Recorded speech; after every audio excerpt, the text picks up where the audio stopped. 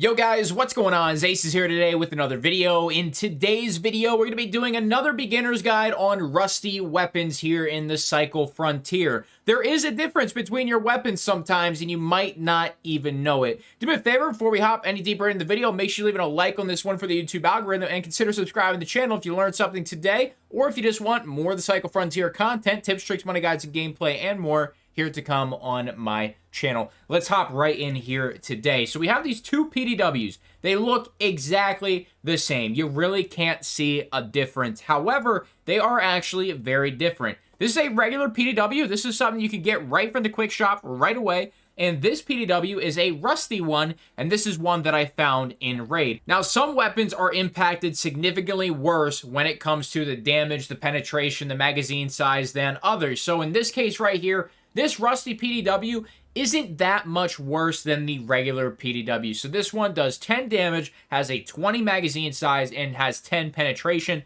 The only difference here on this one is that it does 10 damage, it has a magazine size of 20, and has 5 less penetration. But that is not the only thing wrong with the rusty weapons. The main reason why you don't want to use the rusty weapons is because you cannot modify them. There is no attachment slots on them. So our regular PDW here, you guys can see that we can customize it and put whatever we want on. But if we go back to our rusty one, we cannot customize it. We have no compatible mods because it is a rusty weapon. You cannot put attachments on it. And when you actually look at the weapon, you can see there's actually no built-in red dot sight. It is just a rail on top compared to our regular PDW, which does have that little tiny iron sight for us to use. It is not on the rusty one. So the gun is going to have significant cosmetic changes, significant stat decreases, and you cannot put attachments on them. So basically, whenever you pull a rusty weapon out of Raid, make sure that's the only weapon you came across during that Raid.